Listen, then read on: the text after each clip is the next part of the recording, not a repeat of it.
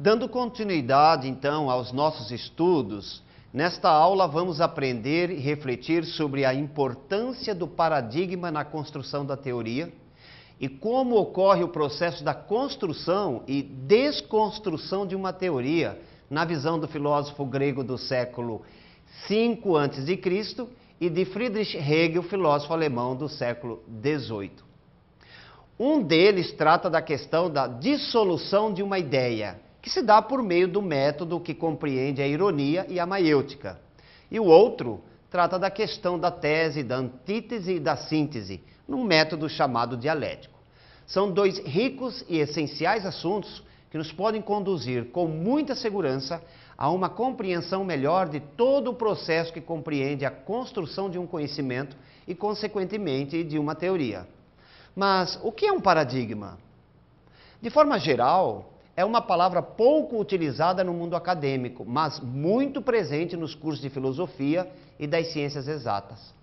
Entretanto, te alerto no sentido de que você precisa inserir esse termo em seu vocabulário e começar a usá-lo com mais frequência. Isso porque é o termo certo para o estudioso que pretende navegar por assuntos relacionados à estrutura do pensamento e das teorias, ok? Veja o conceito, então. O paradigma. O que é? De origem grega, paradigma significa a representação de um padrão, de uma diretriz, de um parâmetro, de um modelo a ser utilizado na construção experimental e teórica de algum fato ou fenômeno social, ou não, em observação ou em utilização pelas sociedades.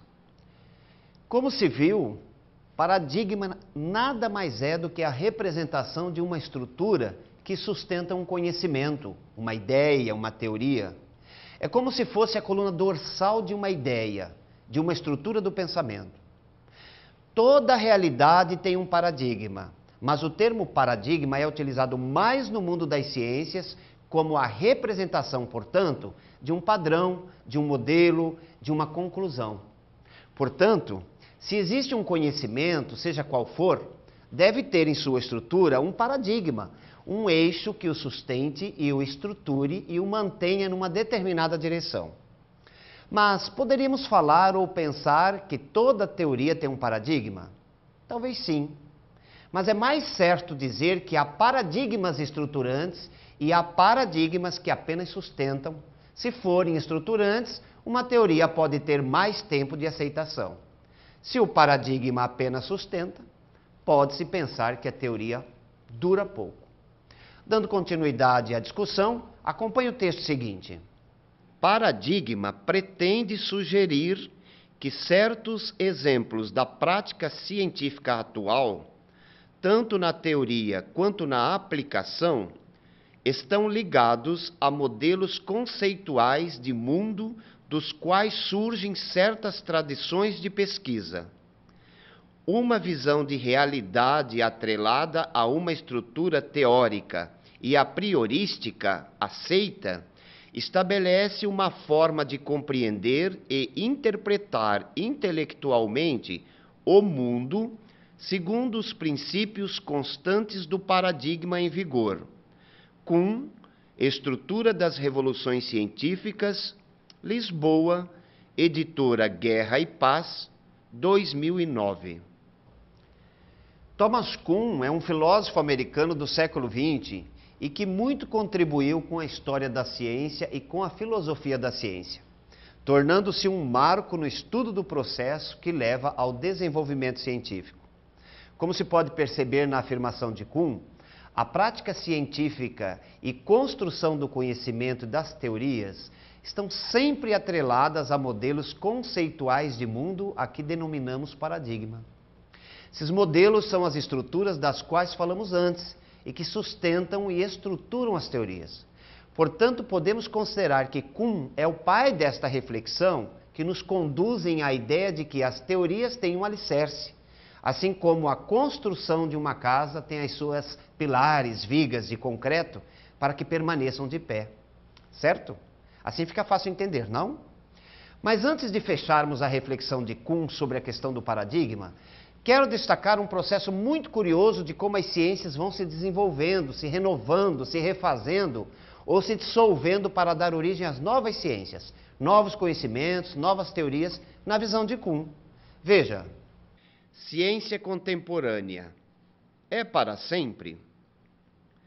Para Thomas Kuhn, as ciências, de forma cíclica, passam por uma crise paradigmática.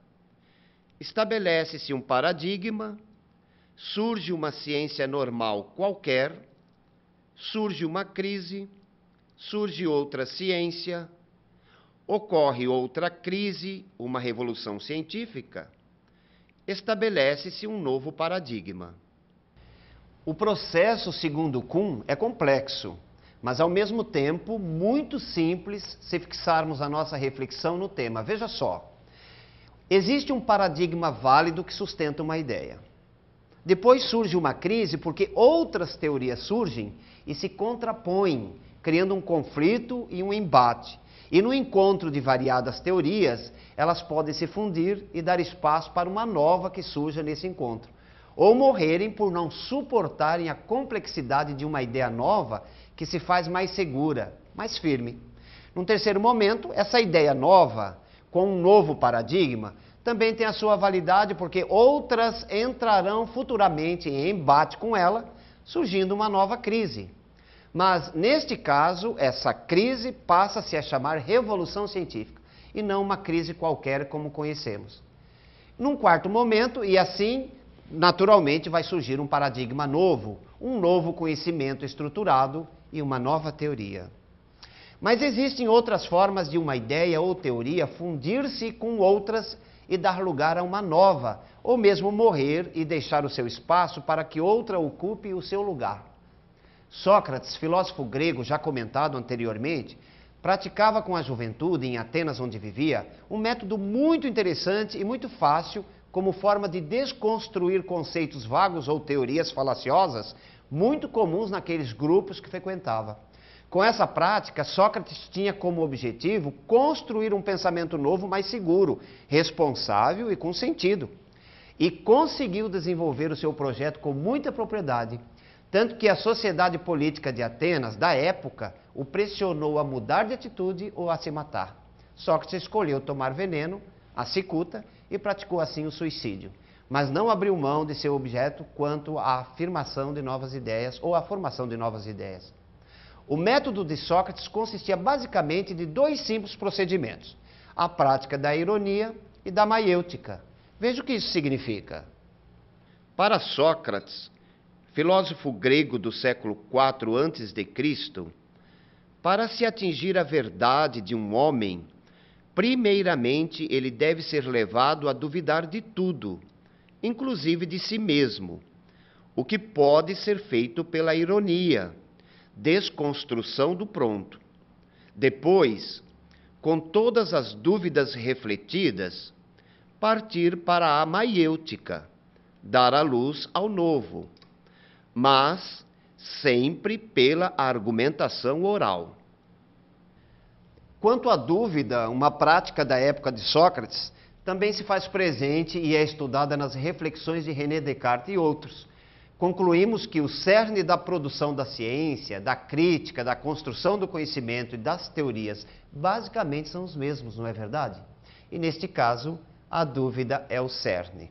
Ora, se a dúvida discutida por Sócrates nos remete à fragilidade na forma de pensar e construir conhecimentos, então quando uma ciência qualquer não mais cumpre o seu objetivo e perde a sua credibilidade, então se encontra aí uma nova fragilidade que nos leva a uma nova dúvida, ou seja, se ainda esse conhecimento tem alguma validade. E para terminarmos esta reflexão, vale uma rápida reflexão sobre a dialética hegeliana. Acompanhe. As ideias e as coisas ficam em movimentos e transformações, se relacionando uma com as outras num determinado contexto. E, de forma geral, apreende a realidade em sua totalidade por meio da análise das contradições, abarcando o afirmativo e o negativo numa sistemática relação que envolve tese, síntese, antítese.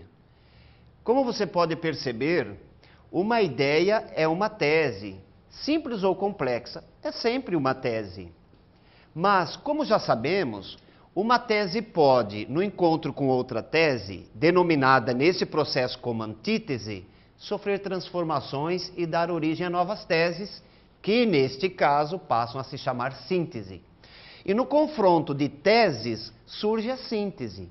Mas é preciso crer que no confronto, muitas das partículas de uma tese se fundem com a de outra, ao dar a origem à nova tese. Neste caso, portanto, talvez não seja tão nova assim, não é mesmo?